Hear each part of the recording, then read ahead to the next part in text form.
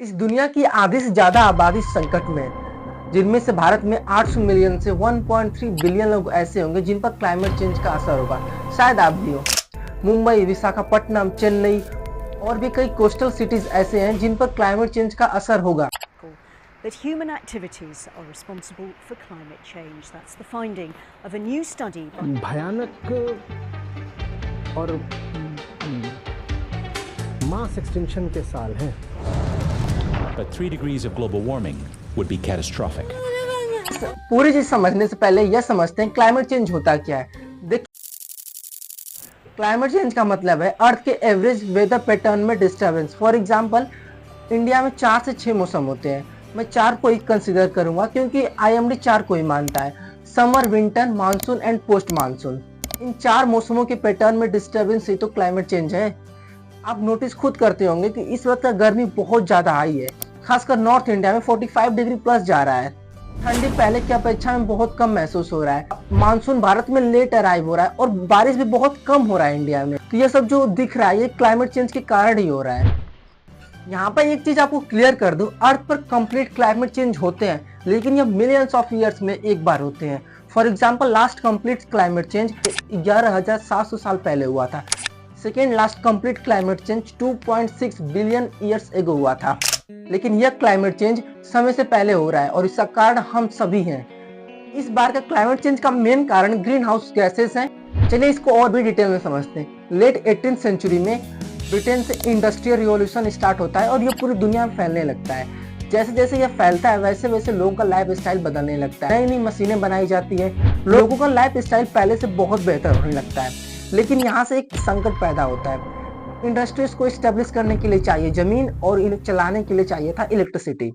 जमीन के लिए पेड़ों काटना स्टार्ट कर दिया गया और इलेक्ट्रिसिटी के लिए कोल यानी कोयला को लाया गया और यह एक्टिविटी अभी तक जारी है। इलेक्ट्रिसिटी के लिए अब तो न्यूक्लियर पावर प्लांट भी स्टेब्लिश कर लिया गया है, लेकिन ज्यादातर इलेक्ट्रिसिटी कोयले से ही जनरेट की जाती है। अब थोड़ा यहाँ से ध्यान से समझिएगा। देखिए, कोयले के जलाने से एक बड़ी मात्रा में CO2 यानी कार्बन डाइऑक्साइड अर्थ के एटमॉस्फेयर में रिलीज होता है और कार्बन डाइऑक्साइड एक ग्रीन हाउस गैस है जो कि पृथ्वी के वातावरण में रहकर हीट को ऑब्जॉर्व करता है और रीएमिट करता है। और आपको बता दो, एक CO2 मॉलिक्यूल का लाइफ स्पैन 8 से 10 सालों तक होता है। यह ऐसी प्रक्रिया 8 से 10 सालों तक करता है, लेकिन इसका इम्पैक्ट 100 से 1000 सालों तक रहता है और इसीलिए अर्थ का टेम्परेचर लगातार बढ़ता जा रहा है। CO2, मीथेन, नाइट्रस ऑक्साइड, यह सब ग्रीन हाउस गैसेज हैं और यह सब coal burning, industrial activity, agricultural activity और ह्यूमन एक्टिविटी की वजह अर्थ की इन्वायरमेंट में इनकी मात्रा बढ़ता जा रहा है और इसके वजह से अर्थ का टेम्परेचर भी बढ़ता जा रहा है। आपको एक इंटरेस्टिंग फैक्ट बताता हूँ। अगर ग्रीन हाउस गैसेस यानी CO2, मीथेन, नाइट्रस ऑक्साइड यह सब इन्वायरमेंट में नहीं होती तो पृथ्वी पर जीवन संभव ही नहीं था। कंफ्यूज मत होइए, मैं आपको समझाता हूँ। देखिए, अर्थ के टेम्परेचर को मेंटेन करने के लिए या फिर कह सकते हैं पृथ्वी पर जीवन बनाए रखने के लिए ग्रीन हाउस इफेक्ट का होना बहुत जरूरी है, लेकिन उतना ही जितना जरूरत है, ना जरूरत से ज्यादा ना जरूरत से कम। अगर ये जरूरत से ज्यादा होने लगी तो इसका टेम्परेचर 400 डिग्री सेल्सियस तक पहुंच जाएगा, जो कि आज का वेनस है। अगर ये ग्रीन हाउस इफेक्ट होंगे ही नहीं तो पृथ्वी का टेम्परेचर -18 डिग्री सेल्सियस तक पहुंच जाएगा, यानी बर्फ ही बर्फ हो जाएगा और अर्थ पर जीवन खत्म हो जाएगा। इसलिए ग्रीन हाउस गैसेस खराब नहीं है, इनका इन्वायरमेंट में जरूरत से ज्यादा मौजूदगी खराब है। थोड़ा यहाँ ध्यान दीजिएगा।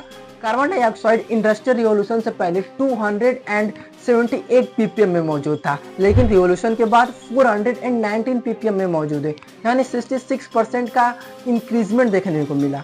Just like other gases, methane 36% और नाइट्रस ऑक्साइड 80% पहले की अपेक्षा में ज्यादा है अर्थ के इन्वायरमेंट में। अब इसके इम्पैक्ट के बारे में समझ लेते हैं। जब पृथ्वी का टेम्परेचर बढ़ेगा तो बर्फ तो पिघलेगा ही और इस आइस मेल्टिंग की वजह से पृथ्वी का सी लेवल बढ़ता जा रहा है। आपको बता दूं, इंडस्ट्रियल रिवॉल्यूशन से पहले पृथ्वी का average sea level increasement 0 to 2 centimetre per century था, यानी 0.0 to 0.02 mm पर ईयर था।